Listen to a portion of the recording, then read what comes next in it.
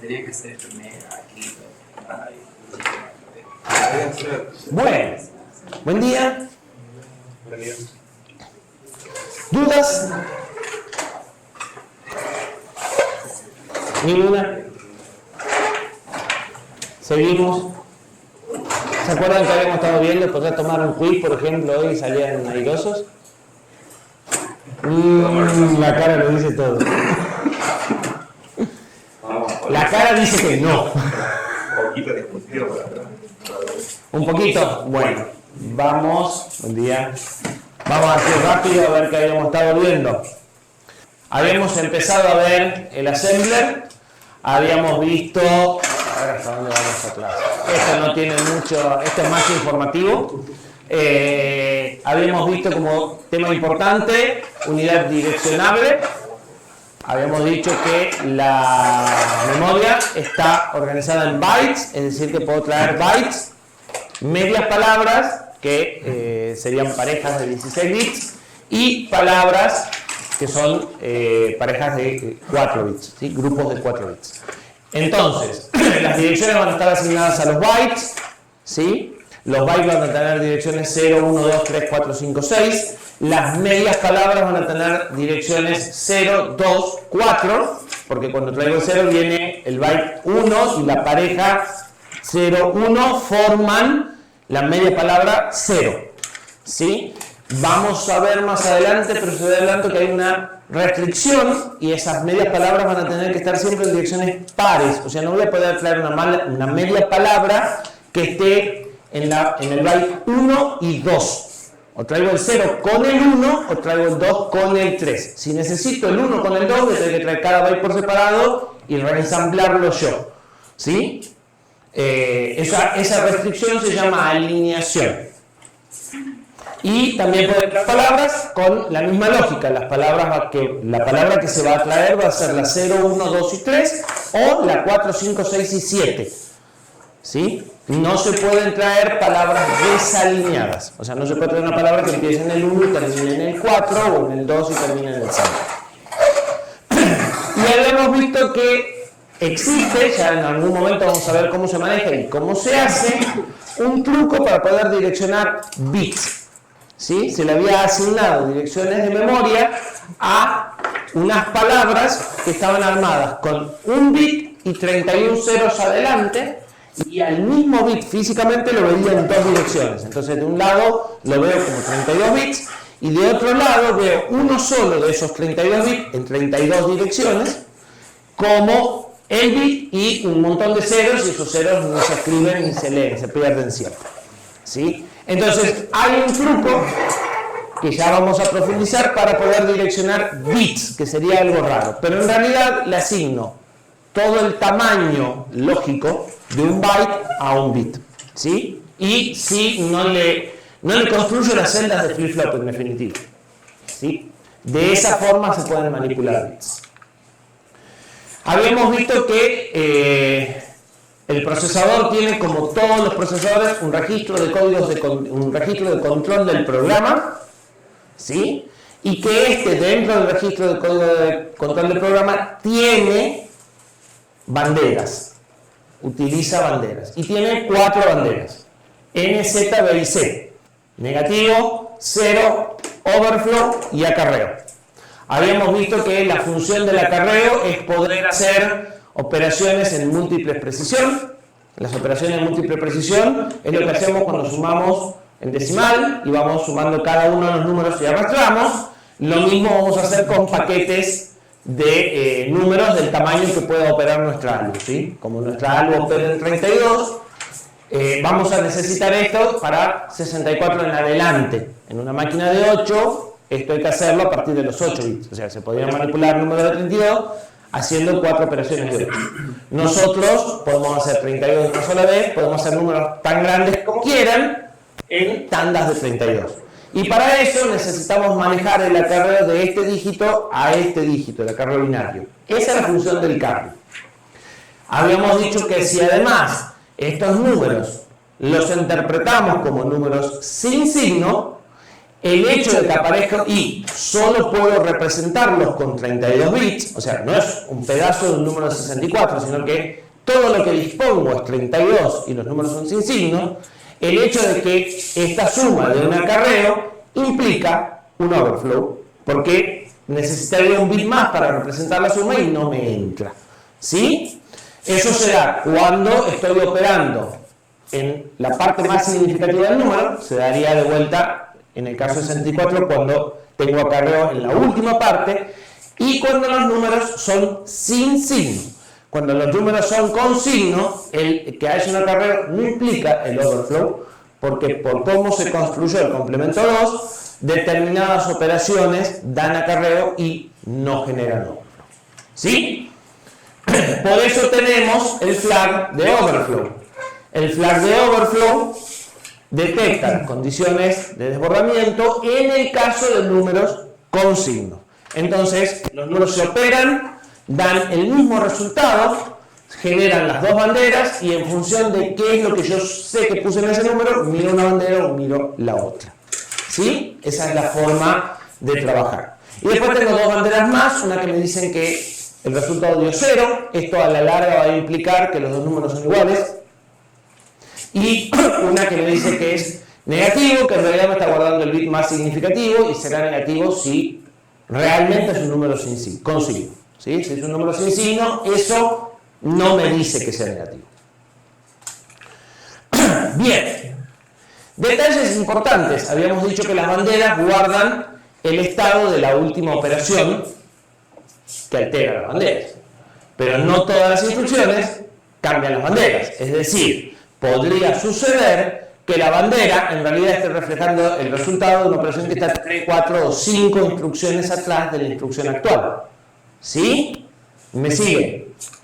De hecho, vamos a ver cuando lo hagamos al código assembler que para hacer una suma de múltiple precisión hay una operación que tenemos que hacer el medio entre sumar la primera mitad y la segunda mitad, que no tiene que tocar la bandera porque si no me la destruye. O sea, yo no puedo hacer la suma de una mitad y la suma de la otra en dos instrucciones estrictamente consecutivas. Tengo que hacer algo al medio, y si eso que hago al medio me rompe la bandera de la primera para la segunda, no lo podré terminar nunca.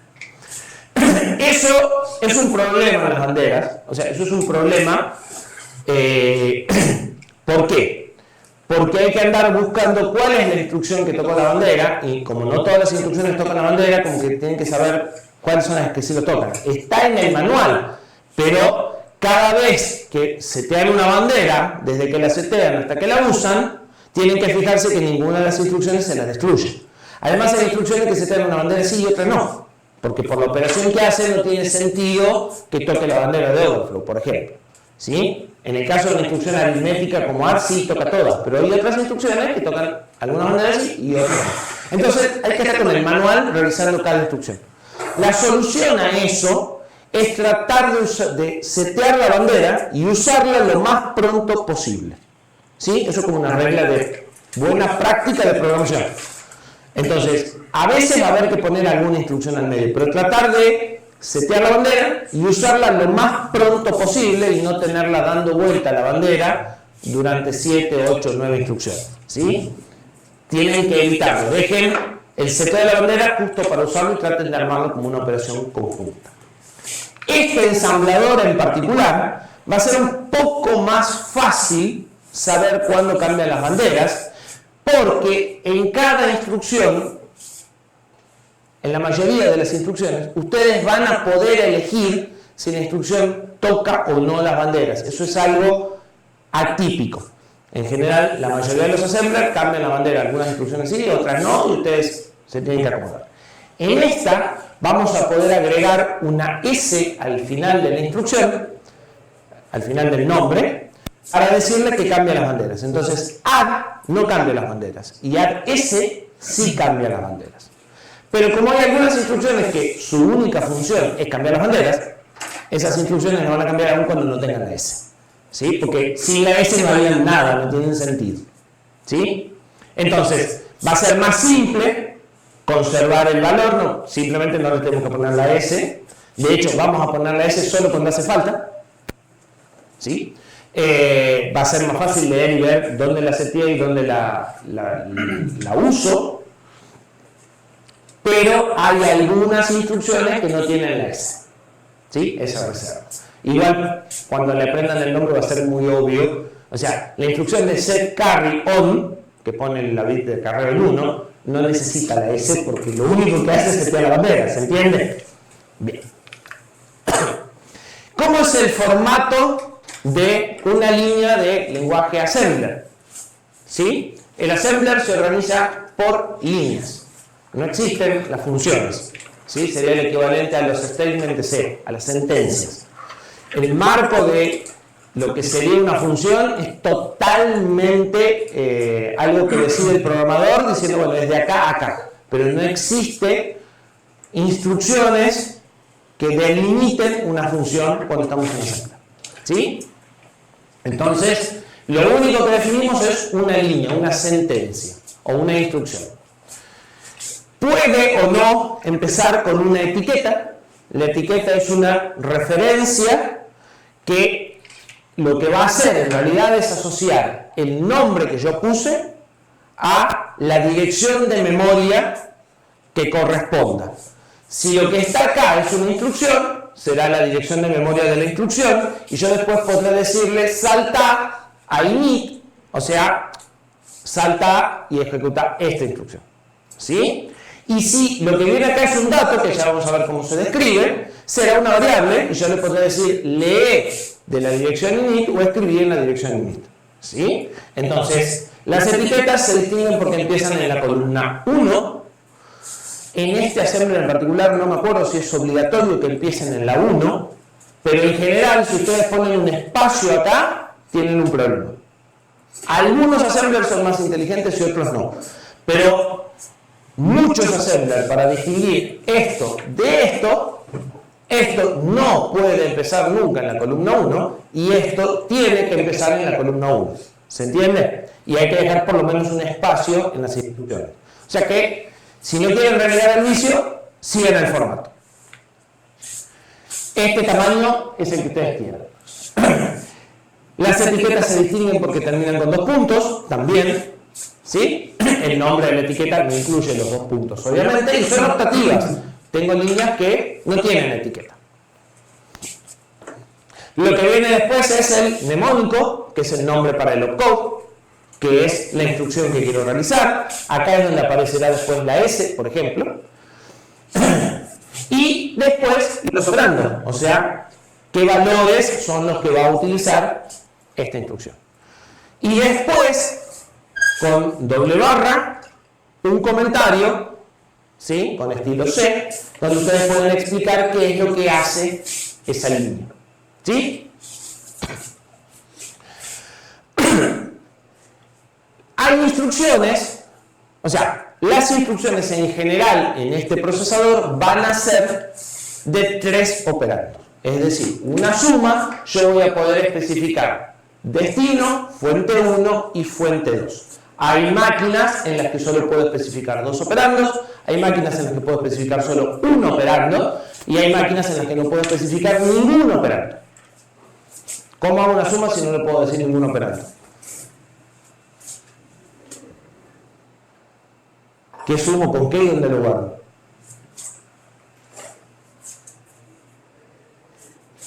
La máquina virtual de Java es el 0 operando. ¿Alguien sabe? Lo vieron en la estructura de datos.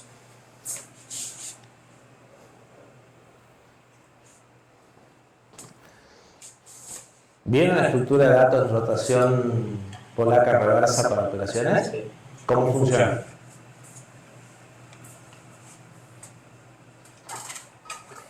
¿Cómo se implementaba?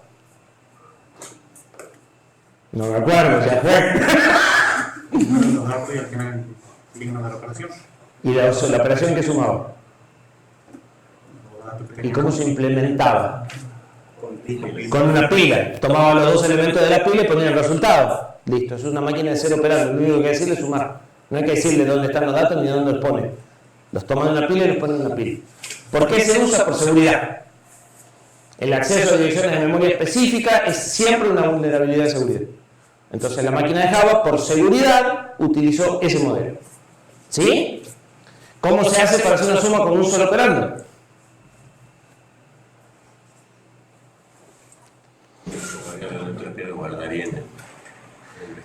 Hay un registro, uno solo, que se llama acumulador.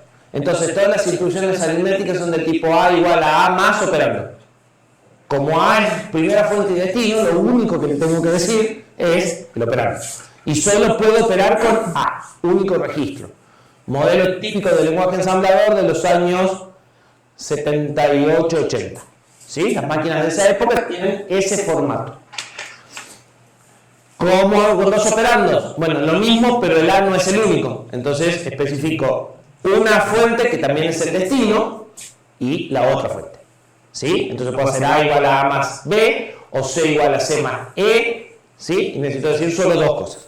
Y la nuestra es la más flexible porque tiene el diseño más moderno, en donde le puedo decir A igual a B más C. De los operandos, esto es destino, esto es primera fuente y esto es segunda fuente. En este procesador, la segunda fuente tiene una función específica. Detalles sobre los comentarios. Nosotros tenemos que entender el código que ustedes escriben.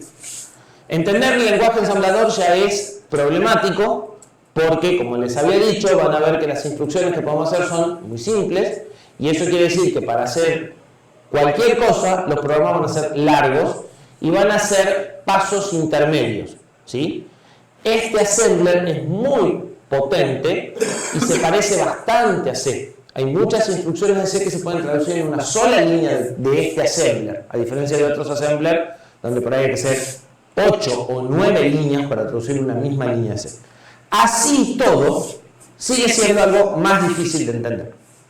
Sumado a su obvia inexperiencia en escribir assembler, lo mejor que pueden hacer es tratar de explicar qué están tratando de hacer en cada línea de assembler, ¿sí? Porque lo más probable es que esto no esté del todo bien. ¿Sí? En los comentarios, lo que deberían de tratar de hacer es poner qué quieren hacer, no qué hace la instrucción. O sea, yo ya sé que move R1 100 carga el número 100 acá. Ustedes lo que están haciendo es tratar de poner en R1 el tamaño de la tabla que se supone que tiene 100 elementos. ¿Se entiende el enfoque? Normalmente caen en los comentarios en decir, se mueve, se carga el 100 en R1. No, eso no suma. Es, ¿qué quieren obtener ustedes con esa operación que están haciendo? Todos los códigos que nosotros les damos van a estar comentados como para que se acostumbren a ver los comentarios. Si quieren, en algún momento tapen el pedazo de los comentarios y lean y traten de leer el código, después cuando lean los comentarios van a ver la diferencia. No se olviden que alguien tiene que corregir lo que ustedes hacen y entenderlo. ¿Sí? Una pregunta. Sí. Entonces, esa operación es la RDR, suma esto, que no sabemos qué es, con esto y lo guarda acá. Este es destino, esta es primera fuente y esta es segunda fuente. Y en el app no importa, pero en la suma sí, porque en la suma es Rn menos esto, guardado acá. Y como te estoy diciendo que este operando es especial, el hecho de que sea esto menos esto te va a traer alguna consecuencia, ya la vamos a ver. ¿Sí? En la suma los podés invertir, pero en la resta no los podés invertir. ¿Qué es el operando 2? El operando 2 puede ser un registro, o sea, podría ser, siempre que en una instrucción de assembler diga op2, acá puede ir o un registro, entonces podría ser R0 más R1 más R2, o una constante, y entonces podría ser R0 igual a R1 más 8. ¿Estamos de acuerdo?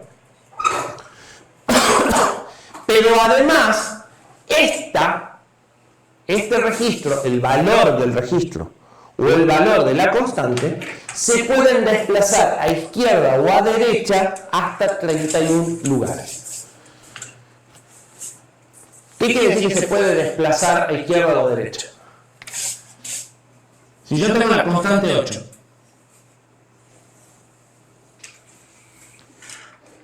¿eso cómo se escribe en binario?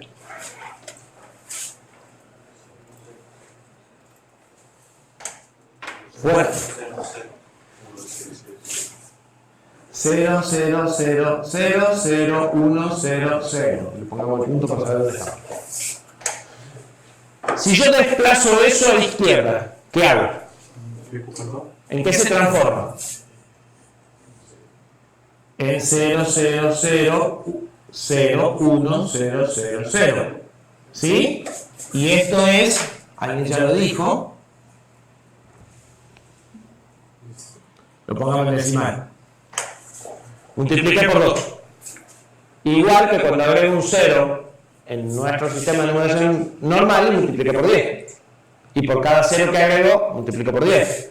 Y si desplazo a derecha, divido. ¿Estamos de acuerdo? Entonces, yo podría hacer en una sola instrucción, R0 toma R1 más 8 por R3. ¿Sí? O sea, tomo el valor de R3, lo multiplico por 8 porque lo corro 3 lugares a la izquierda, lo sumo a R1 y guardo en R0.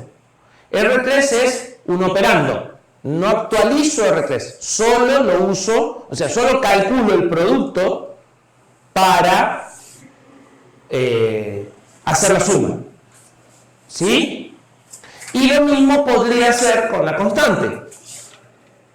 A la constante la multiplico, la sumo y la guardo. ¿Por qué querría desplazar una constante? ¿Por qué no pongo la constante? O sea, ¿por qué pondría 8 multiplicado por 2 en lugar de 16? No suena muy razonable. En el caso del registro sí. En el caso de la constante yo la multiplico antes de ponerla y ya está. Pero 32 bits para facilitar la lectura. Es que no tengo 32 bits. Estas constantes, como la instrucción es de 32, la constante no puede ser de 32, porque no entra. ¿Sí? La constante es mucho más chica que 32.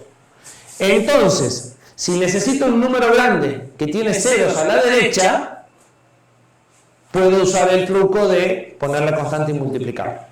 Si necesito un número grande que tiene unos a la izquierda y unos a la derecha, voy a tener que hacer otro truco que van a ser dos operaciones. ¿Sí? Pero esto me va a resolver o me va a ahorrar a veces poder manejar con constantes más grandes que lo que me dan los bits que puedo guardar, que ya vamos a ver cuánto es, ¿sí? Porque las multiplico, siempre que tenga ceros a la derecha, o sea que con correrlo lo arregle, porque con este truco puedo generar el 16, pero no puedo generar el 17. ¿Se entiende? ¿Esto toma más tiempo que la suma simple? No. Todo esto toma un T. Un T.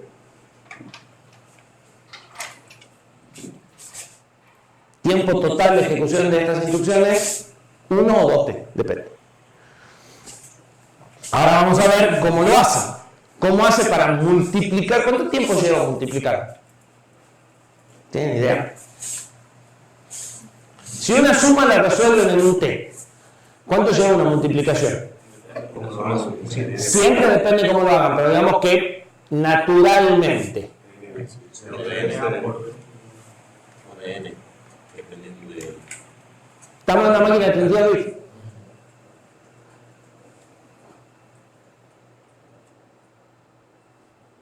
¿Cómo se hace una multiplicación?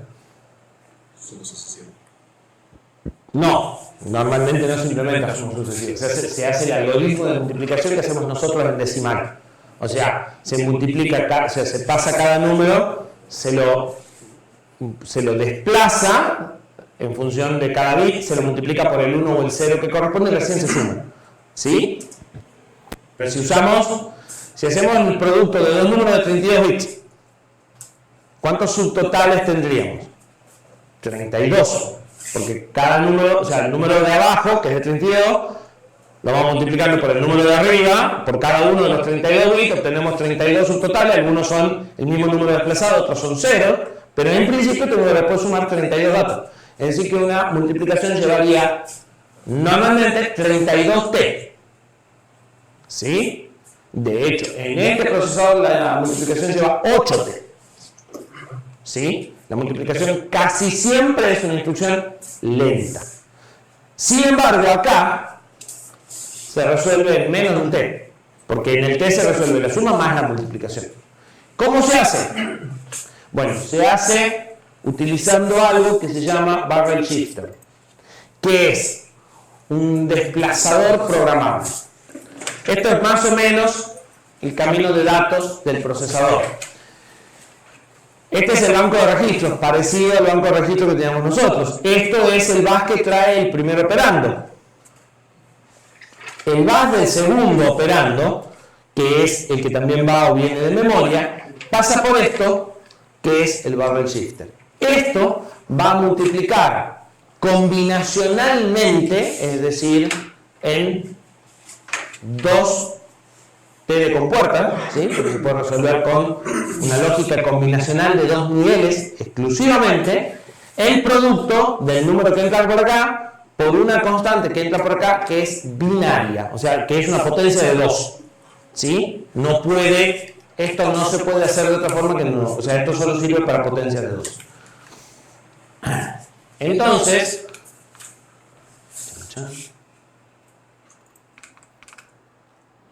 nos hemos quedado sin...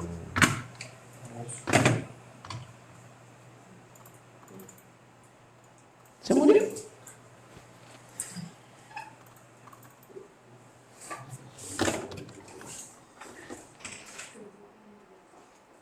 Sí, ya nos dimos cuenta que se produjo un error de espera. Vamos de nuevo.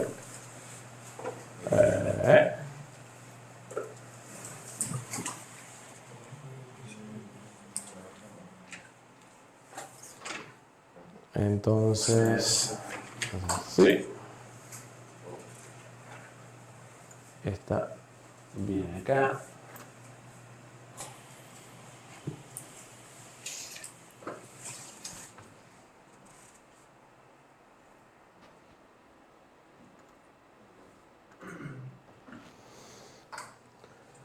Entonces, lo que entra por acá puede ser la constante, como en el caso del disk que habíamos visto nosotros, o el registro, pero pasa por esto y por acá lo que entra es la cantidad de bits a desplazar.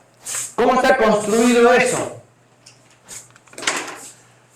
Con buffer free state. Esto es el número que entra y esto es el número que sale. Cuando yo pongo 0, o sea, cuando yo pongo el que queremos nosotros es 0, 0, 0, 1, los que, o sea, se conecta X0 con Y0, X1 con Y1, X2 con Y2 y X3 con Y3, y entonces el número sale igual que este. Pero si yo pongo un 1, ahora se conecta X0 sale por Y1, X1 sale por Y2, X2 sale por Y3 y X3 sale por Y0. Y yo podría decidir si quiero que esto salga o se vuelva un 0 fácilmente, y entonces podría hacer un desplazamiento o una rotación. En la rotación, este bit vuelve a entrar por acá. En el desplazamiento entran 0 por acá y este bit se pierde. ¿Sí? Eso lo decido viendo qué hago con este. ¿Sí? Podría poner una compuerta acá y decirle es una rotación o es un shift. Entonces, de esa forma, a nivel conexiones, resuelvo la multiplicación, pero una multiplicación que está hecha con desplazamientos, no puedo hacer otro tipo de multiplicación. Y esto lleva el tiempo de propagación de un multiplexor, nada más, de un buffer shifter. ¿Sí? Los estoy usando los buffers como si fueran multiplexores, que yo ya les había dicho que íbamos a usar mucho buffers en lugar de multiplexores. ¿Sí? Bien. ¿Se entendió cómo se puede resolver? O sea, cómo pueden implementar el operando flexible. Bien, habíamos dicho que en todo set de instrucciones íbamos a encontrar 3 conjuntos de instrucciones. En realidad hay un cuarto grupo. El primer grupo eran las transferencias de datos, el segundo grupo eran el procesamiento, el tercer grupo que ya habíamos mencionado eran las instrucciones de control, y después hay un cuarto que son, en definitiva también, son instrucciones de control, no de transferencia de control, o sea, no son saltos, no cambian el flujo de ejecución, pero sí cambian el modo de operación del procesador. Y le dicen cosas al procesador, por ejemplo, si atiende interrupciones o si no atiende interrupciones. ¿Sí? Ese estaría en este grupo. Son instrucciones de control, pero no de transferencia, no de alteración del flujo. Y habíamos dicho que cuando especificábamos una instrucción, aparecían los modos de direccionamiento. Los modos de direccionamiento es la forma en la que el procesador tiene que transformar el dato que viene en la instrucción en el dato que tiene que operar. Por ejemplo, podría venir el número 8 y significar que tiene que sumar el contenido del registro 8, o podría venir el número 8 y significar que es la constante 8. ¿Sí? Es el ejemplo más clarito de los modos de direccionamiento. Pero hay más modos de direccionamiento, ¿sí? Y algunos se vuelven un poco más complejos. Pero la idea es esa, o sea, en la instrucción viene un número 8, un campo con el número 8, ese 8 es una constante, es el número de registro, o qué es. ¿Qué tengo que hacer con ese 8 para llegar, sí, al valor a sumar real?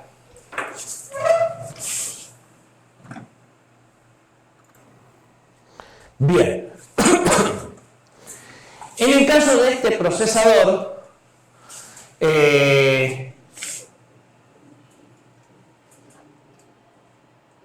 algunas instrucciones van a soportar más modos de direccionamiento y otras van a soportar menos modos de direccionamiento.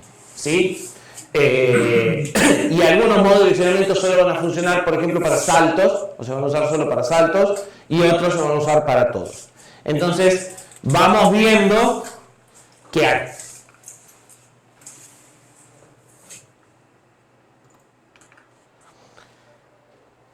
Lo primero que se encuentra es lo que se llama direccionamiento implícito.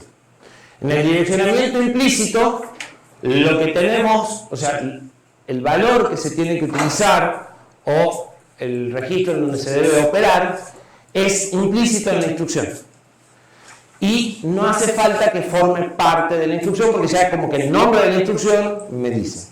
Un ejemplo de operando implícito era cuando yo les dije que había un solo registro que podía ser fuente y destino en los acumuladores, y entonces lo único que había que decir era el 8, porque siempre era A igual a A más 8, entonces no necesito decir A. A es un operando implícito en ese caso. ¿Sí? Ya la definición de la instrucción me dice que eso solo opera con A. Nosotros no lo tenemos en el caso de la suma, pero sí lo tenemos en el caso de otras instrucciones.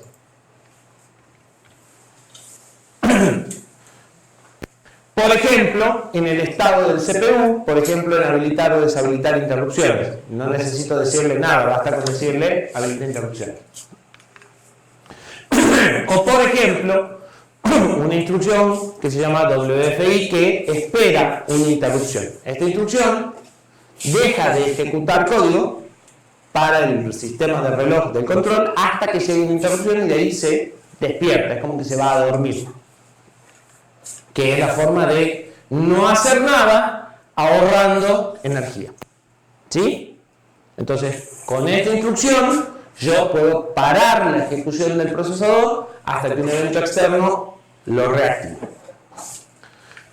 Hay otra instrucción, por ejemplo, que sirve para poner la bandera de acarreo en 0 y otra para poner la bandera de acarreo en 1. Entonces, esas instrucciones también son implícitas porque ya el nombre de la instrucción, que es set carry flag, dice todo. No hace falta poner en ningún lado que opera sobre el flag set. Bien. El siguiente modo de direccionamiento que existe siempre es el modo inmediato. Y es uno de los que no hay mayores discrepancias con los nombres. Casi siempre se llama inmediato en todas las arquitecturas. Y es cuando opero con una constante. ¿Sí? Por ejemplo, el ejemplo que habíamos dado recién de 8 o 16 sería un ejemplo de modo inmediato. Casi siempre o sea, dentro del lenguaje assembler nuestro siempre, obviamente, pero en la mayoría de los lenguajes ensamblador, ese modo se distingue por el símbolo numeral antes, ¿sí? Entonces, numeral 100 es la constante 100. Quiere decir que este valor 100 es el que se va a sumar, el que se va a mover, el que se va a comparar, lo que sea que vaya a hacer la instrucción, lo va a hacer con el valor numérico 100. Para eso tengo que poner el numeral adelante. ¿Sí? Por ejemplo, esta instrucción carga el número 100 en el registro R0. Fíjense que una instrucción usa simultáneamente más de un modo de direccionamiento. ¿Esto en qué modo de direccionamiento está? ¿Y esto? De registro, porque el dato va a un registro o viene del registro. ¿Sí? Podría haber una instrucción que sea move R0, R1, y entonces paso R1 a R0. En ese caso, las dos operandos están en modo registro. En esta instrucción tengo uno en modo registro y otro en modo constante, ¿sí? O en modo inmediato. ¿Sí? Normalmente para cada operando va a haber un modo de direccionamiento. Puede que todos usen el mismo, puede que cambien. Y normalmente hay pocas elecciones para el destino y varias para las fuentes. ¿Sí? Bien, la constante podrá ser multiplicada por potencia de 2 para convertirse en un número más grande, y entonces, si yo quisiera usar el 17, podría mover el 16 y después sumarle un 1 para lograr armar una constante grande con dos constantes chicas. ¿Sí? Y van viendo cómo las cosas se empiezan a enredar, porque en lugar de usar en lugar de cargar una constante, como los tamaños no me dan, tengo que hacer dos instrucciones para cargar una constante. ¿Sí? En general, no vamos a usar constantes tan grandes y el número con el tamaño máximo que nos dieron va a andar muy bien y muy pocas veces vamos a tener que cargar constantes en dos pasos, pero a veces lo vamos a tener que hacer. ¿Sí? ¿Qué ventajas le ven ustedes al modo inmediato?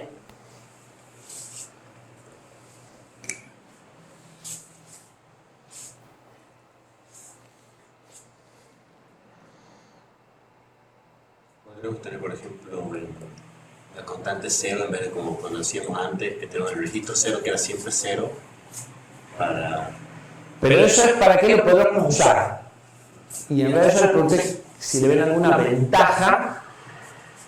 Todavía no sabía muy bien contra qué porque no tenemos otro, pero, por ejemplo, sabemos que debe haber una forma de sumar o de hacer algo con cosas que están en memoria.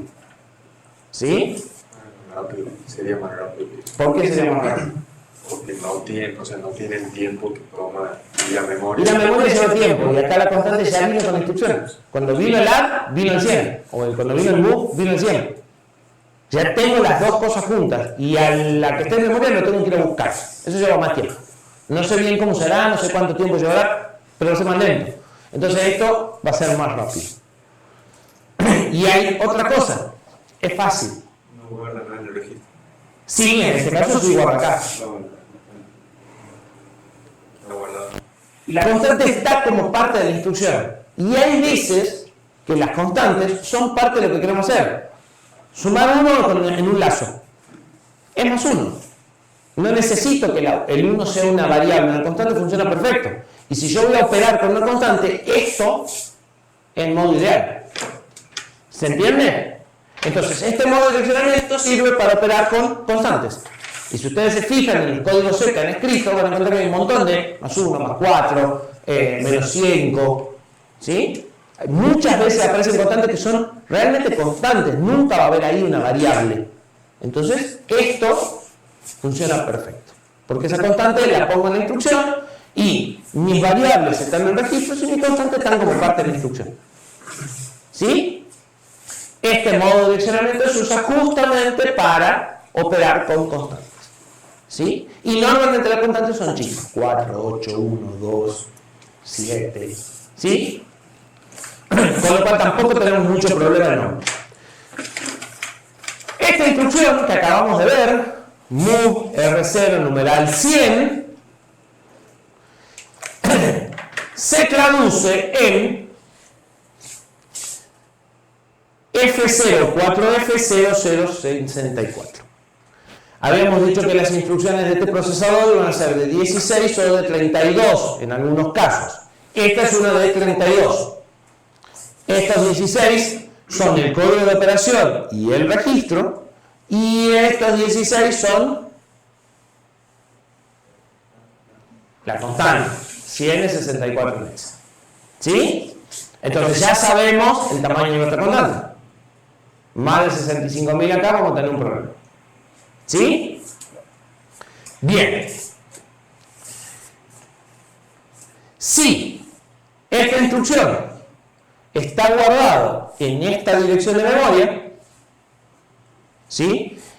Como la instrucción es de 32, esta dirección de memoria es la dirección de memoria del primer byte de los 4 que tiene la instrucción. Y la instrucción que sigue va a estar en 4 más. ¿Estamos de acuerdo? ¿Sí? Bien. Ahora, si esta instrucción está en la dirección 264, y esto no es un error, el PC va a tener el valor 265. ¿Por qué? Porque en realidad sucede lo siguiente. Las instrucciones pueden ser de 16 o de 32. ¿Sí? Es decir, yo podría tener acá una instrucción y acá otra instrucción. Pero como todas las instrucciones son por lo menos de 16 y el programa arranca, digamos que en 0, todas las instrucciones deberían estar en direcciones pares. ¿Sí? Y eso es mandatorio. Todas las direcciones tienen que arrancar en direcciones pares. ¿Qué características tienen los números pares? El último bit es siempre 0. Es decir, que podría no implementarlo. El PC podría no tener el último bit, ¿verdad? Bueno, a algún ingeniero no se le ocurrió mejor idea que decir, bueno, pero ya que lo tenemos, lo usamos como un flag. ¿Sí? Entonces, este PC que numéricamente ven como 264, 265, en realidad es 264, y una bandera que está puesta en el último bit que significa otra cosa. Y que nosotros siempre vamos a tener esa bandera en 1. Entonces, no hay problema de que lo que vemos numéricamente acá es 1 más de donde realmente se busca la instrucción, porque metieron una bandera y en nuestro modo esa bandera siempre está en 1. ¿Sí? Una idea poco feliz de haber metido la bandera dentro del mismo PC, pero es así. ¿Qué significa esa bandera? Que estoy ejecutando instrucciones de 16 bits y no de 32. ¿Se acuerdan que habíamos dicho que nosotros usábamos un set de instrucciones llamado thumb2? Y que algunos procesadores pueden ejecutar ese set o el original, que es de 32. Entonces, para que la máquina de estado finito sepa si tiene que hacer fetch de 16 o de 32, esta instrucción se hace 2 fetch de 16, no un fetch de 32. O sea, se trae esto y cuando se reconoce por el código de operación que esta tiene un pedazo más, recién se busca esto. ¿Sí? Entonces, los fetch son todos de 16, porque las instrucciones son de 16. Cuando es de 32, la reconoce y recién trae los otros 32. En cambio, en el otro modo, todas son de 32, tengo que traer de 32. Para poder cambiar el fetch, usa esta bandera. Si está en 0, las instrucciones son de 32, y si está en 1, las instrucciones son de 16. Nuestro procesador solo ejecuta instrucciones de 16, o sea que esta bandera siempre está en 1. Si esta bandera va a 0, van a ir a un error del sistema y se va a parar el procesador informando un error. ¿Sí? Podría decir, me están pidiendo que ejecute cosas que no puedo ejecutar. ¿Sí? Bien. Entonces, si este es el estado inicial, ¿cuál es el estado final?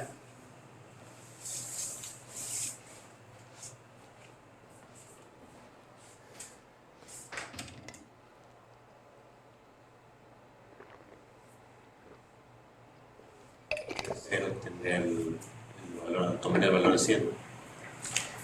¿Qué tengo acá? Actualmente no sabe. No, final. Actualmente no sabemos, por eso está en blanco.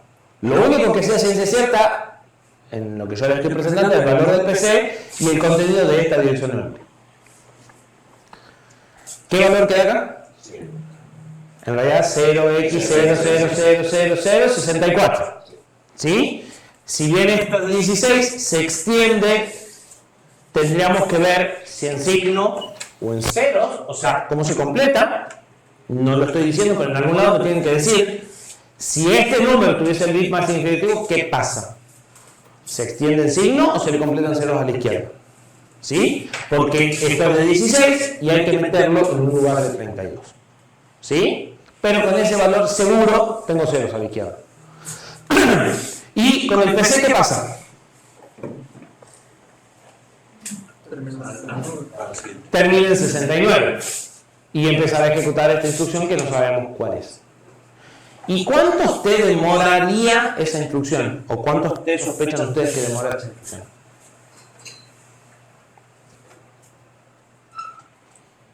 ¿Hay que contar el fetch de la instrucción en sí o no? Sí, Sí. hay que contar todo.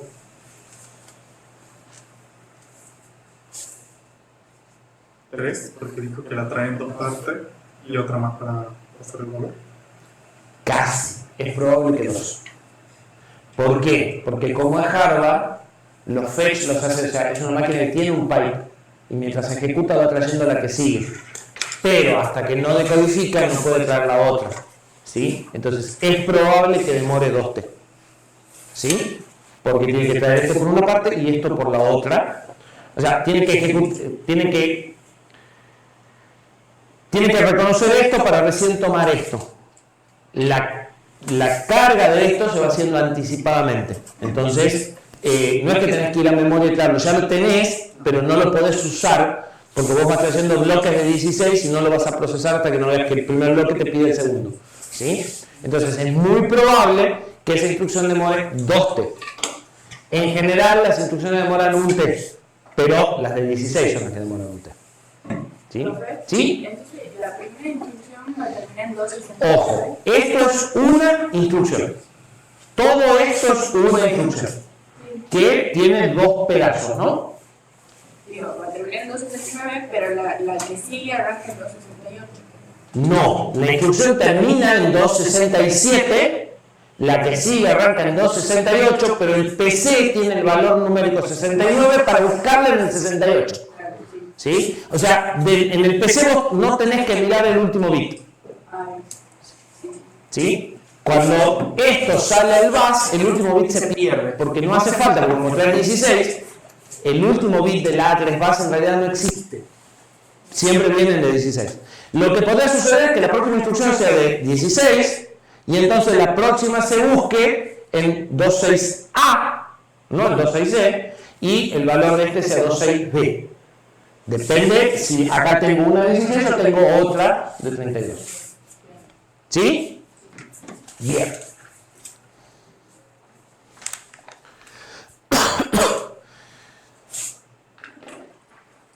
¿Cómo hacemos con una constante mayor a 32? A 16. Bueno, ya lo habíamos dicho. Podríamos cargar primero la parte baja y después usar una instrucción que desplace 16 y solo cambie esto. ¿Sí? O sea, esta instrucción sería algo como A R0, R0, constante movida a 16. ¿Sí? ¿Se entiende? Más o menos. Yo quiero cargar esta constante. 1, 2, 3, 4, 0, 0, 64. Esa constante es de 32 y vimos por el formato de la instrucción que la instrucción book no puede mover más que 16. Entonces, ¿qué voy a tener que hacer? Hacerlo en dos partes. Primero 16 y después los otros 16. Los 16 bajos son fáciles. Uso la instrucción, se completa con ceros y ya está. El asunto solucionado. Los segundos 16 son un poco más difíciles. ¿Por qué? Porque esta instrucción escribe los 32. Yo necesito conservar estos 16 y reemplazar estos 16 ahora. Hay una instrucción que lo hace, que se llama BUPT, pero también lo podemos hacer de otra forma. Si yo hago una suma de R0 con R0 más la constante corrida a 16, la constante 1, 2, 3, 4 que viene acá se corre a 16, se le agregan ceros a la derecha, esto ya tenía ceros a la izquierda, la suma es como concatenar uno con el otro y lo guardo en R0. ¿Sí? Entonces fíjense que esta instrucción a la larga sería lo mismo que A de R0, R0, constante corrida a 16. ¿Sí? Bien. En algunos casos, no sé si es el caso exactamente de esta, creo que no, pero en algunos casos lo que sucede es que se usan alias. Entonces, ustedes escriben esto y después el ensamblador lo traduce en A de R0, R0, constante 16. Y no tienen dos instrucciones, sino que tienen una sola, ¿sí? Pero les agregan nombres para que sea más fácil de programar en assembly. ¿Sí? En el caso de este procesador, si mal no recuerdo, existe MUPT, pero internamente va a ser lo mismo que A de R0, R0, 16. Y de esa forma, en dos instrucciones, pueden cargar una constante 32 a partir de dos operaciones de 16. Gracias a Dios, pocas veces van a usar constantes de 32.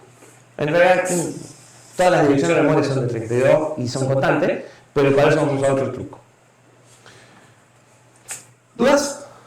¿Hacemos una pausa?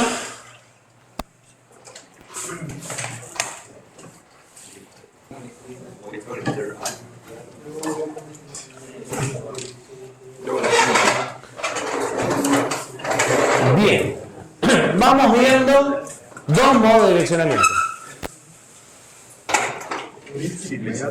Implícito, el más fácil de todo, porque no hay nada que decir, ya está todo dicho. Y inmediato. En inmediato operamos con constante, en implícito no hace falta indicar más nada. El próximo modo que existe en todos los procesadores, y creo que también se llama siempre de la misma forma, es el modo de registro. Ya lo venimos viendo, lo acabamos de usar. En el modo de registro, lo que quiero utilizar o donde voy a guardar es un registro. ¿Sí? Los registros son el equivalente a mis variables, porque el valor que tiene el registro puede cambiar de instrucción a instrucción. ¿Sí? O la misma instrucción se puede ejecutar con valores distintos en los registros. Entonces, los registros van a ser las veces de las variables. Y entonces, en la instrucción, lo que yo voy a enviar es un número de registro y la instrucción va a saber por el formato y por el modo de direccionamiento que ese número que viene no es una constante, sino que es el registro en donde tiene que buscar o depositar el valor. ¿Sí? Como tenemos 16 registros, los números de registros van a ocupar campos de ¿cuántos bits en la instrucción? De 4. ¿Sí? Entonces, si ven el formato de la instrucción, que no vamos a entrar en detalle, estos van a ser números de 4 bits. ¿Sí? Están metidos en el F4S que habíamos visto recién. Está el código de operación y está el número del registro R0, en el caso del ejemplo R0. Un ejemplo de direccionamiento de registros, lo habíamos visto recién, ahora vemos otro con la instrucción de suma.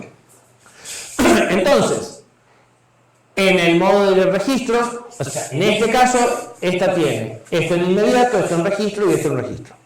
¿Qué hace? Suma la constante 100 al valor del registro R3 y lo guarda en R2. Para saber el resultado de esta instrucción, necesito saber previamente el valor de R3. En el caso anterior no necesitaba nada, porque la constante era todo. Acá aparece una constante y una variable. Obviamente, si R3 suponemos que tiene 300, antes de la instrucción, al final queda con 400. ¿Sí?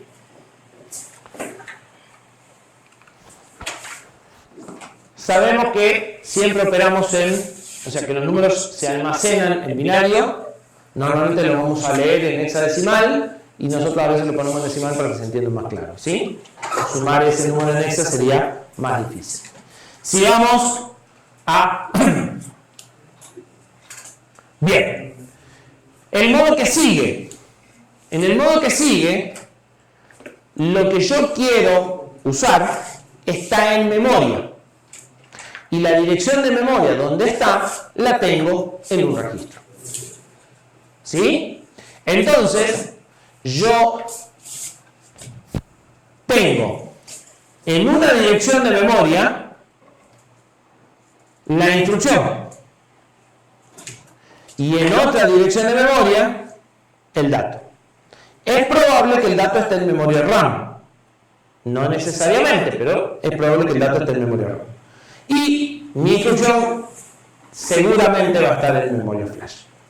¿Sí? Porque si no, esta instrucción se borraría cuando apago el procesador. ¿Estamos de acuerdo? La diferencia entre esto y esto van a ser los rangos de direcciones de memoria. Estas direcciones de memoria son reales de la placa que ustedes van a usar. Las instrucciones, las direcciones de memoria que empiezan con 1A corresponden a flash. Si se acuerdan, habíamos visto un mapa de memoria, como 10 diapositivas atrás, donde decía qué rango de direcciones estaban en la flash y qué rango de direcciones estaban en la RAM. ¿Sí? Estas son direcciones de flash y estas son direcciones de RAM. La diferencia es el A. Y en este caso yo quiero cargar en R0 lo que está en memoria apuntada por R1. Es decir, R1 tiene la dirección de memoria del dato que quiero cargar. ¿Sí? Entonces, R1 se transforma en un puntero. Cualquier valor numérico que yo lo interprete como una dirección de memoria es un puntero. ¿Sí? ¿Cómo distingo que no quiero cargar R1 en R0, sino la dirección de memoria de R1 en R0? Con los corchetes. ¿Sí? Los corchetes son los que me dicen, con este valor, anda a memoria y lo que viene, procesarlo. ¿Correcto? Esta instrucción es lo suficientemente corta como para que el código de operación R0 y R1 entren en 16 bits. ¿Sí? Y entonces, esta es una instrucción de 16 bits que se traduce, esta instrucción en particular, en el código hexadecimal 0x6808. Si cambio de registro van a cambiar algunos de estos bits, porque acá están los dos campos de 4 bits que me dicen R1 y R0. ¿Sí? Si esta instrucción está en 144, mi PC está en 145. Y entonces, mando PC a memoria, traigo esto a IR, lo reconozco como un load, mando R1 a memoria, como R1 tiene este valor, busco en esta dirección, y lo que viene lo guardo en R0. ¿Sí? Modo de direccionamiento, registro indirecto. ¿Podría hacer una instrucción add R0, R0, corchetes R1?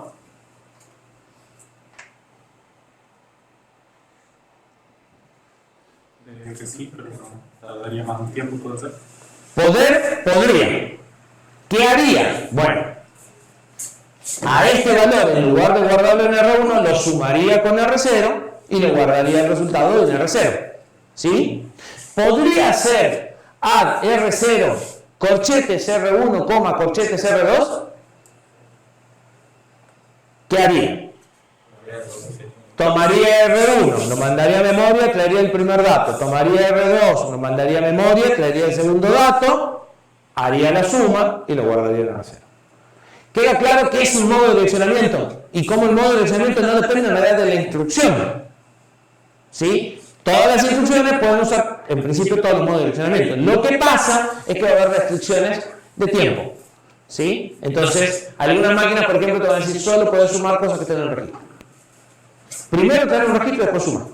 Hacerlo en 2 pasos. ¿Sí?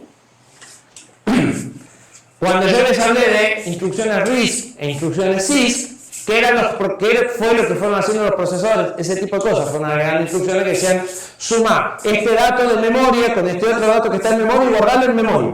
Sumar.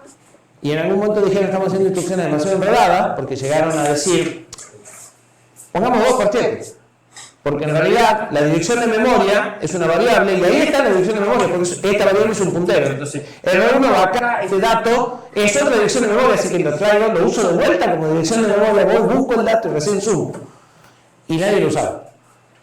Entonces alguien vino y dijo, no, nos quedemos con las que realmente se usan y las muy enredadas, hacerlas vos en 2 o 3 pasos. Total, tampoco las hacemos porque ya se escribe en C. Y lo hace el compilador y no lo hace una persona. ¿Sí? Entonces, se pueden hacer instrucciones tan complejas como quieran, lo que pasa es que el procesador en algún momento dice, bueno, nos quedamos con las que son más útiles, con las que más se usan, y las que se usan menos, las tenés que hacer vos en una secuencia. ¿Sí? Hay una cantidad mínima que necesito para poder hacerlo, y una vez que tengo esa cantidad mínima cubierta, el resto es comodidad. ¿Sí? ¿Está clara la idea? Bien. Ahí no se acaban los modos de direccionamiento. Podría suceder, a ver, en realidad antes de avanzar con este, venimos diciendo para qué se usaba cada modo de direccionamiento. El inmediato, ¿para qué se usaba? Para trabajar con constantes, ¿sí? Cosas de la forma más 4, más 8, menos 5, etc. El de registro, ¿para qué se usa? Para operar con variables, en realidad, porque los registros son variables, para hacer cosas como A igual a A más 7, ¿sí? O I igual a I más 1, ¿sí? O A igual a A más B. Todo ese tipo de operaciones aritméticas que hacemos se traducen en una instrucción que utiliza los registros. Y si bien habíamos dicho cuando estudiamos C, por ahí se acuerdan, que una variable era una dirección de memoria con un nombre, muchas veces, hoy en día, las variables no van a estar en memoria, van a estar solo en registros. Porque si yo la uso poco, le asigno un valor, hago un par de operaciones y a eso que queda lo guardo, recién una vez que termino de hacer toda la operación lo mando en memoria. Mientras opero, lo hago todo en el registro porque es más rápido. ¿Sí? Siempre que me alcancen los registros con las variables que estoy manipulando. Entonces ustedes revisan cualquier código que hicieron, no usan 25 variables simultáneamente. ¿Sí? Usan una variable, después usan otra, pero las van usando por parte. Entonces, esas variables pueden andar muy bien en 3, 4, 5 registros, pueden funcionar perfecto. Entonces, las variables normalmente están en los registros, no están en memoria. Van a la memoria cuando se las usa muy poco, pero las tengo en registro. Y opero con estos modos de registro que son muy rápidos. ¿Para qué me sirve el registro indirecto?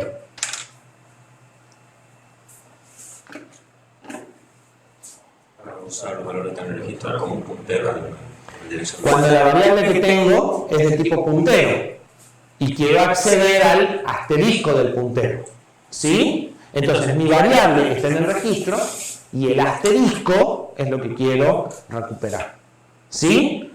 En esos casos, esa variable sí o sí está en memoria. Si tengo un puntero es porque la variable de verdad está en memoria. En el momento en el que puse un puntero, la variable va a memoria y está en memoria. Bien. Existe otro modo que se utiliza mucho en donde la dirección de memoria del dato que quiero operar, ¿sí? Del operando, va a surgir de la suma de una constante con un registro.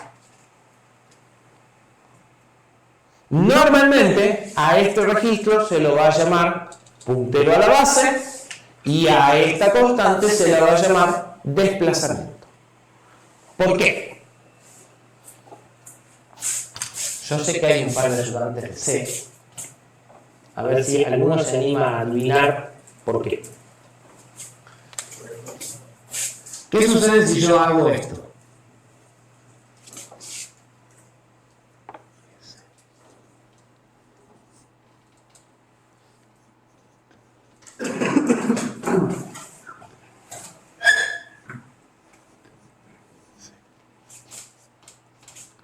Y a ver cómo están de C. A ver cuánto repasaron.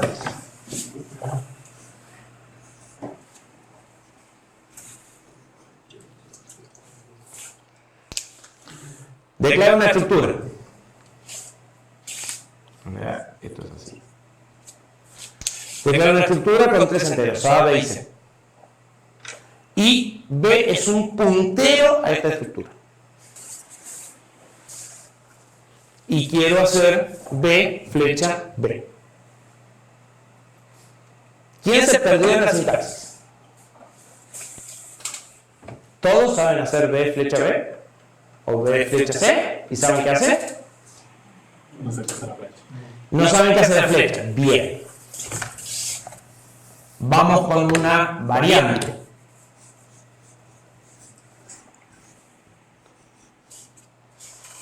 La flecha es eso.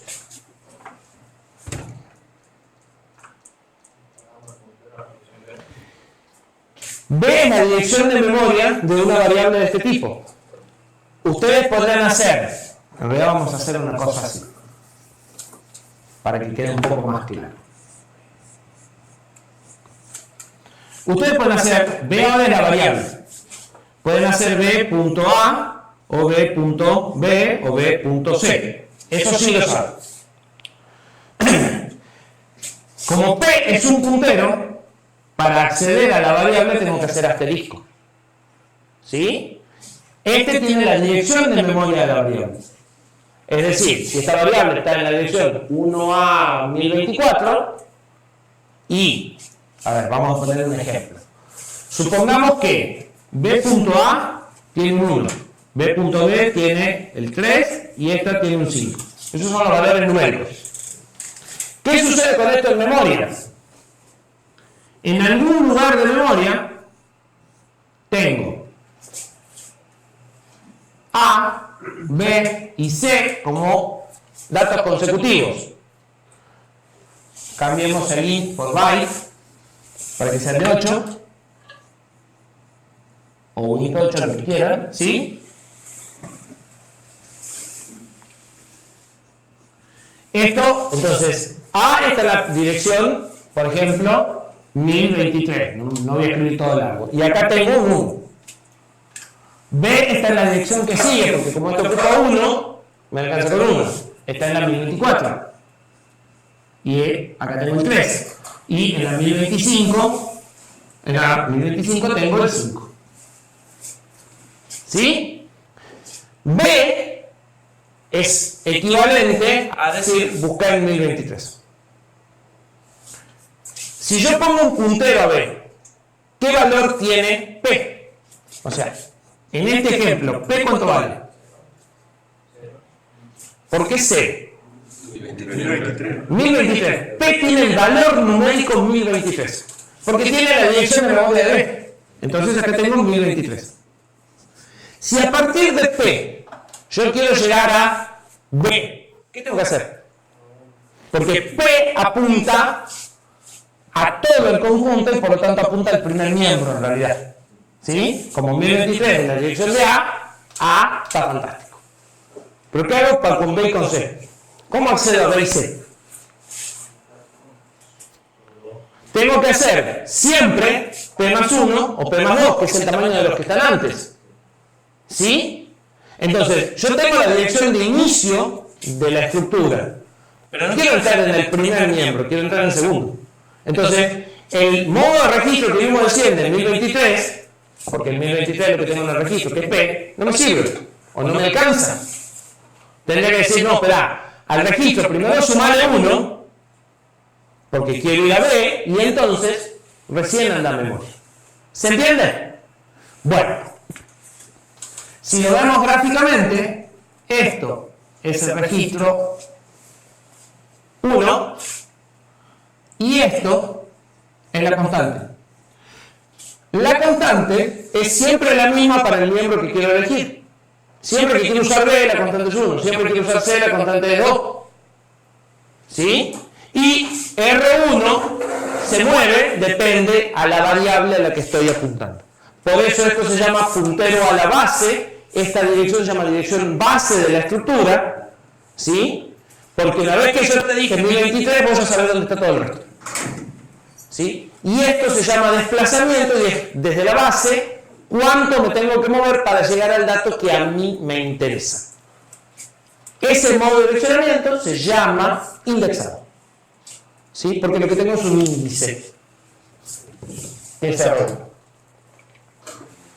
¿Se entiende? Entonces, ¿qué es lo que hago?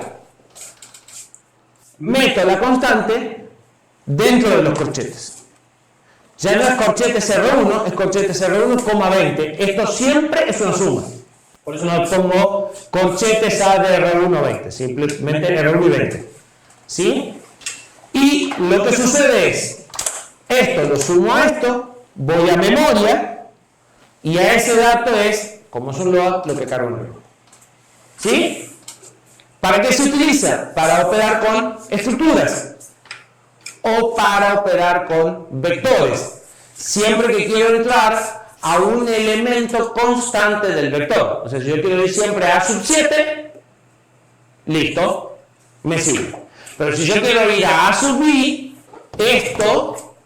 esta constante debe ser una variable y no me sirve. ¿Está claro? ¿Sí o no? Más o menos. Bueno, la flecha es una abreviación, a nivel C, la flecha es una abreviación de esto.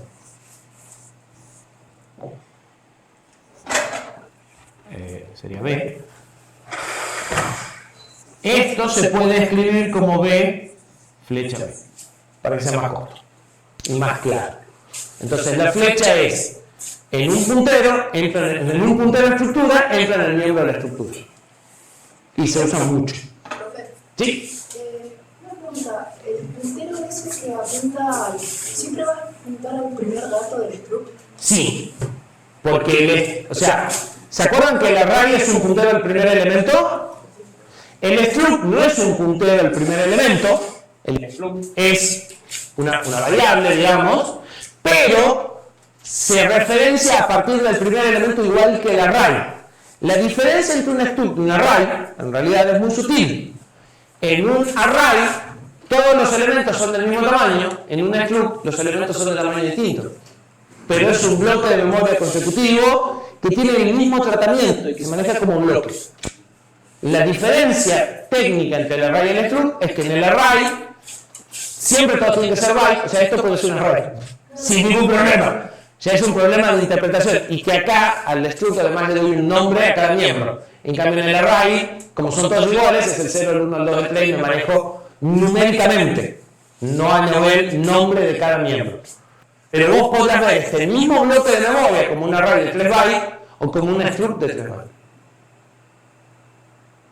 Y eso se usa cuando hacen determinada cosa, convertir un array de 3 a través de un puntero, decir, bueno, dame la dirección del array y ahora el puntero es un struct.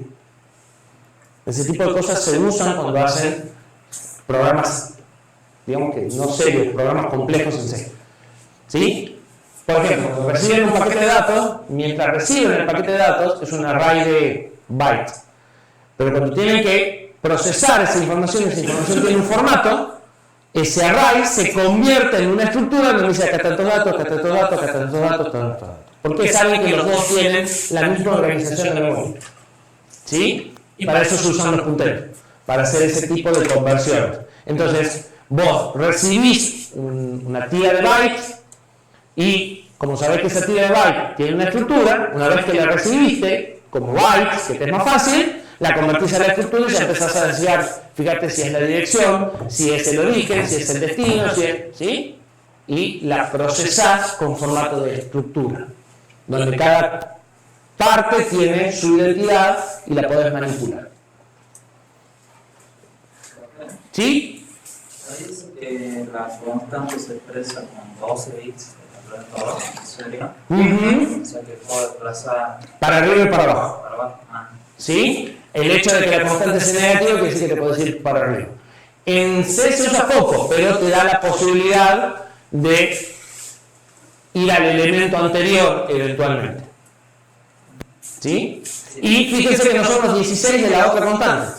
O sea, en el caso del move, la constante es de 16. En este, la constante es de 12.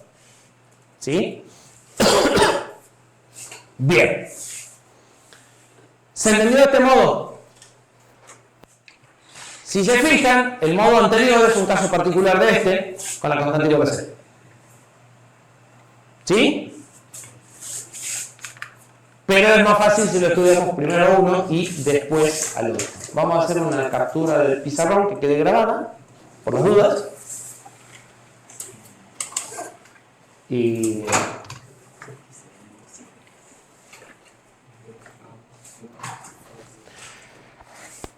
el ejemplo ya es un poco más enredado. Fíjense que la constante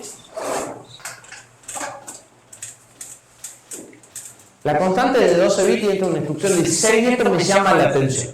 Tengo mis dudas de que esta instrucción sea esto, pero podría ser. ¿Por qué? ¿La constante de cuánto dice que es? De 12. Además de la constante, ¿qué necesito? El registro de R1 y el registro de R0. Bien. Y el código de operación. Y ya estoy en 20. O sea, o la constante no es de 12 o esa instrucción no es de 16. ¿Sí? O sea, o esto no se traduce en esto o la constante no es de 12. O una de dos. ¿Sí? Después lo reviso. No importa, sea de 8, sea de 16 o sea de 32, esa parte es la misma. Tengo el PC siempre con un bit cambiado, el último. Con el PC voy y busco la instrucción. Si necesito las dos partes, las traigo las dos partes, no importa. Y encuentro que la instrucción es LDL R0, R1, 014. LDR, no LDL, LDR. Acá está.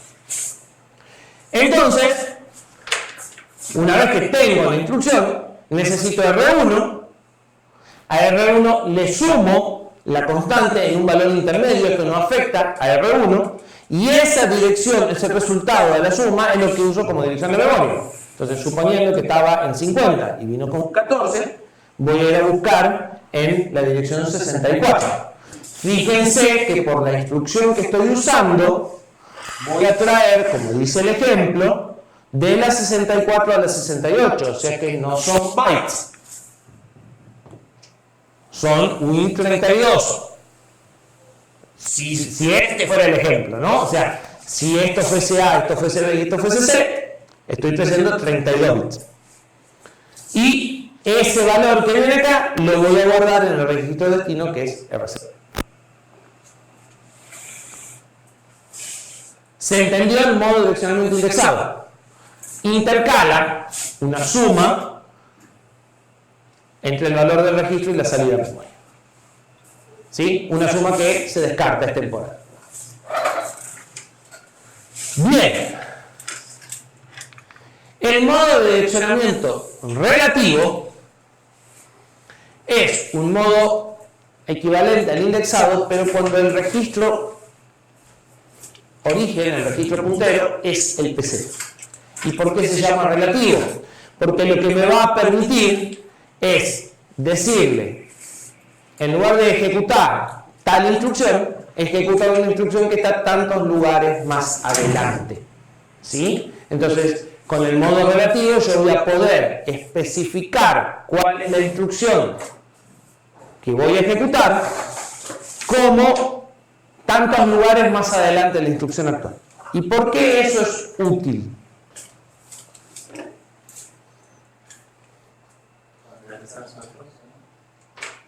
Pero yo podría decirle, ya, cuando yo especifico un salto, podría especificar cuál es la instrucción que sigue de dos formas. Podría decir, la instrucción que sigue está en la dirección 1000, o la instrucción que sigue está 4 instrucciones adelante. Si agregamos instrucciones antes de eso en el programa, tenemos que cambiar la dirección nueva de memoria en la que se guarda.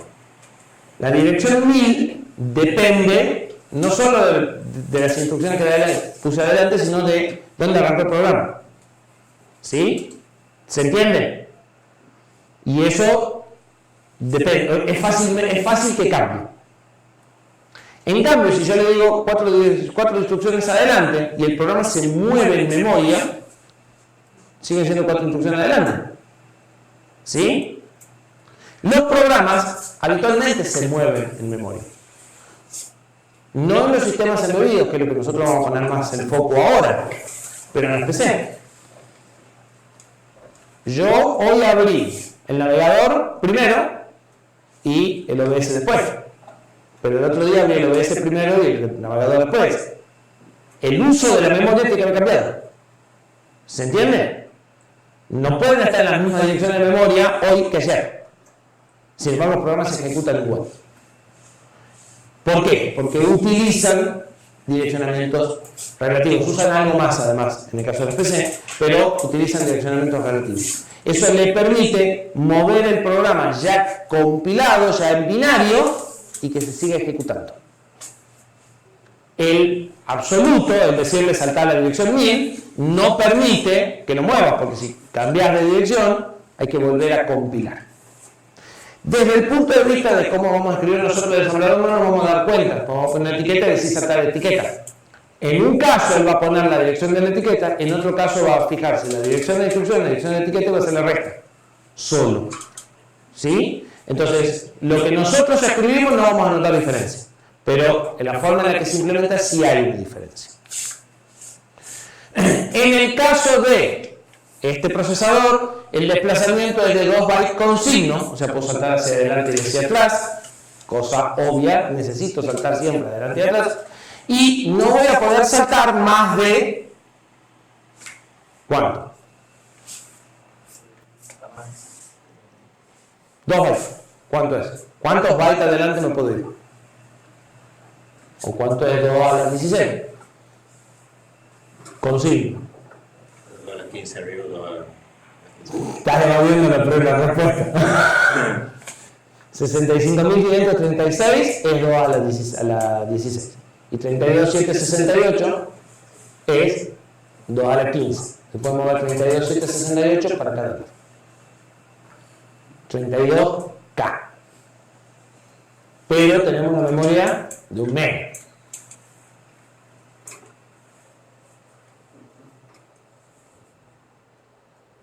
Tenemos un potencial problema. ¿Sí o no? No puedo saltar a cualquier lado y eventualmente voy a tener programas largos. Concatenar. No, vamos a ver que hay otra forma de salto. ¿Sí? Primero que hay un salto absoluto. Entonces, bueno, podremos saltar en ese caso con el salto absoluto. Lo vamos a tratar de evitar, pero... Segundo que, si bien los programas son largos, es muy raro que salten de una punta a la otra. Normalmente, por muy largo que sea el programa, los saltos son localizados. O sea, ustedes saltan un poco más adelante y ahí un poco más adelante. Es muy raro que se vayan de un extremo al otro. Sucede, pero muy poco. Entonces, como sucede muy poco, puedo tomar soluciones un poquito más enredadas, porque se usa poco. ¿Sí? Y vamos a ver que vamos a usar otra forma, que ya la podemos imaginar, porque como el PC es un registro, podría hacer una operación de suma o alguna otra cosa media rara y sumar cualquier cosa. ¿Sí? Y después guardarlo en el PC. Entonces voy a poder usar algo más de la matemática que tengo para hacer saltos que van a ser más lentos, pero que me van a resolver el problema cuando me hace falta.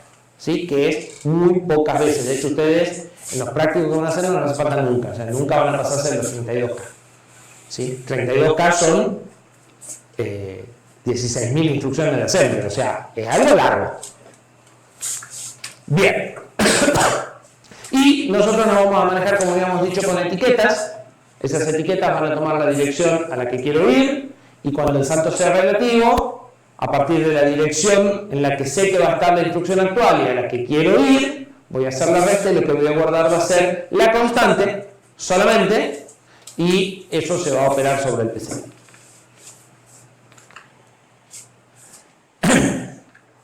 Entonces, este modo se utiliza normalmente en todos los procesadores para los saltos, pero en este procesador se usa para algo más que los saltos. ¿Sí? Este modo se puede utilizar en este procesador, como el PC está en el banco de registros. Yo puedo hacer LDR, R1, PC constante. Este es el mismo indexado que vimos recién, pero ahora no es cualquier registro, es PC. ¿Sí? Si yo estoy usando PC constante, esto es tantos lugares adelante o atrás de la instrucción. Pero yo estoy cargando eso en un registro. ¿Se entiende? Es decir, es un dato que está mezclado con el programa. De esta forma yo podría poner al final de un bloque de programa constantes de 32 bits y decirle 20 instrucciones adelante, hay una constante que la quiero en R1. 23 lugares adelante o 14 lugares atrás, hay una constante que la quiero en R0. Y puedo en una sola instrucción cargar una constante de 32 bits. La constante de 32 bits es como que forma parte del programa. Pongo las instrucciones, y una vez que termine con las instrucciones, pongo constantes. ¿Se entiende la estrategia? Eso es algo particular de este procesador. Y de esa forma cargo constantes en un tren. Entonces, ¿qué es lo que tengo? Una tablita de datos con constantes y el código. Todo se manda flash, todo se mueve junto, porque esta tablita siempre va junto con el código y siempre está en la misma posición. Entonces, el ensamblador, el assembler, se va a encargar de calcular desde esta instrucción hasta el dato de la tabla donde yo quiero, qué distancia hay, y hacerme la resta. ¿Sí? Y entonces puedo poner una tabla de constantes y resolver el problema de las constantes de 32 bits y cargarlo en un solo tema. Bien. Hay un límite de desplazamiento, entonces esa tabla tampoco puede estar demasiado lejos. ¿Sí? Yo voy a ir escribiendo bloques de código, que serían subrutinas, que serían funciones, constantes, bloque de código, constantes, bloque de código, constantes. Como en el PC, como en el ARM, el PC es un registro más del banco, esto realmente es un modo indexable. Pero toma el nombre de relativo porque usa como fuente el PC. Siempre que usa como fuente el PC se llama relativo. ¿Sí? Y porque eso siempre se usa en los saltos. Entonces, vamos a tener una instrucción que se llama ADR, ¿sí? Que también vamos a poder usar el LDR, ¿sí? El LDR carga una constante en un registro, pero habíamos visto que solo se pueden cargar constantes de 16. Bueno, voy a poder cargar constante de 32 y él se va a encargar de poner la tablita, poner la constante en la tablita y usar este modo indexado. ¿Sí? Y lo va a hacer automáticamente. Entonces, de esa forma voy a saltar el límite. Para eso, en lugar del numeral, en la constante le voy a poner igual. Al ponerle igual, le estoy diciendo que quiero que esta constante vaya a la tabla y acá use el modo relativo al PC. ¿Sí? Por eso las constantes largas las voy a tener que poner con igual y no con numeral. ¿Sí? ¿Se entiende? Bien. Como las etiquetas son direcciones de memoria, las direcciones de memoria son constantes de 32, cuando yo quiera cargar en R3 un puntero a una variable, voy a hacer LDR R3, igual el nombre de la variable o el nombre de la etiqueta con el que le puse la variable. Entonces yo en algún lugar voy a decir necesito en memoria 4 bytes y a la dirección que vos decidas ponerle el nombre label. Y cuando yo quiera que R3 apunte a esa variable, voy a hacer LDR R3, la dirección de label, como esta es de 32 bits, voy a hacer igual label. Esto carga en R3 la dirección, o sea, en este ejemplo carga el 1023. ¿Sí? No carga ni el 1, ni el 3, ni el 5. Bien, ¿está más o menos claro? Ya, hasta acá veníamos claros, ya esto está menos claro. Para entender bien cómo funcionan algunas de estas cosas, o todas estas cosas, porque algunas por ahí venían más claras, pero igual cuando lo quieran usar, te van a confundir si es el numeral, si es paréntesis, si es igual. O sea, con un detalle, que Sintaxis cambia bastante el funcionamiento, porque cambia el modo de direccionamiento.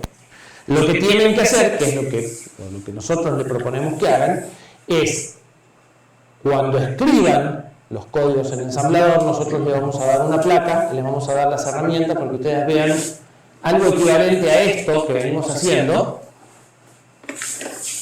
en el momento en el que se va ejecutando el programa. Ustedes van a poder ejecutar cada instrucción de assembly y van a ver todos los valores de los registros y se les van a pintar de color los registros que cambian entre instrucción e instrucción. La idea de los ejercicios es que ustedes terminen de entender realmente los modos de direccionamiento y cuándo va el igual, o cuándo va el numeral, o cuándo va la constante, o cuándo va R1 con paréntesis o sin paréntesis. ¿Sí? Obviamente en las primeras van a meter la pata, le van a costar mucho, pero la idea de los laboratorios es eso, que ustedes los escriban a los programas, cuando los programas no anden, los sigan paso a paso, diciendo acá debería suceder esto, y sucede otra cosa. ¿Por qué sucede otra cosa? Porque me equivoqué en... No sé, esto no iba con paréntesis porque yo quiero sumar R1 con 20 y no ir a la dirección de memoria. ¿Sí? Entonces, para terminar de entender los modos de direccionamiento, tienen que seguirlos paso a paso los programas y ver en el momento en el que deja de hacer lo que ustedes suponen que iba a hacer. ¿Sí? Si no hacen ese ejercicio, no van a terminar de entender bien los modos de direccionamiento y entonces cuando tengan que escribir los programas en el parcial, donde los programas son un poco más largos y donde no van a tener tiempo de sentarse a probarlos en el simulador, van a tener 10.000 millones de errores y no una cantidad aceptable de errores. O sea, sabemos que los programas de los parciales nunca andan de una, pero deberían tener más o menos lógica. ¿Sí? Entonces, no se acostumbren a correrlo hasta que anden. Traten de entender qué es lo que está pasando cuando no anda, porque después van a necesitar eso para entender los programas más complejos. ¿Sí? De la misma forma yo les voy a explicar cómo se usan todas estas herramientas en una clase que va a ser el lunes o el miércoles. Les vamos a entregar las placas se las van a llevar a su casa para que hagan el laboratorio en el momento en el que quieran, en el tiempo en el que quieran. Y les voy a explicar cómo armar todas las herramientas y cómo se usa y cómo se hace esto. A partir de que yo termine de explicar mínimamente cómo funcionan las instrucciones, voy a empezar a dar programas de ejemplo de cómo construimos programas cada vez más complejos con estas herramientas. Todos los programas de ejemplo ustedes deben de poder copiarlos de PDF, pegarlos, arreglar algún detalle de un tab o algo por el estilo y correrlos. Entonces, si no terminaron de entender cómo funciona el programa, copien y corranlo en el simulador y véanlo, ¿sí? Porque primero tienen que entender los ejemplos que estamos dando, pero recién pueden empezar a hacer los ejemplos de los prácticos. Los prácticos tienen algunos ejemplos simples, que si entendieron el ejemplo que está acá, deberían de poder hacerlo más o menos fácil, porque es cambiar algunas cosas de lo que ya dimos. Pero para entender qué cambiar, hay que entender bien qué estaba haciendo antes. Entonces, una buena práctica, si quieren, es todos los códigos que están en la teoría están simulados. O sea, yo sé que en principio no tienen errores. Es muy poco probable que haya un error. Entonces, si no terminan de entender qué es un código, una opción que tienen siempre es copiarlo, pegarlo en el simulador, no, en las herramientas, ponerlo en la placa y ver qué es. Nos viene a correr el ingeniero Paz, ya estamos. Nos vemos el viernes.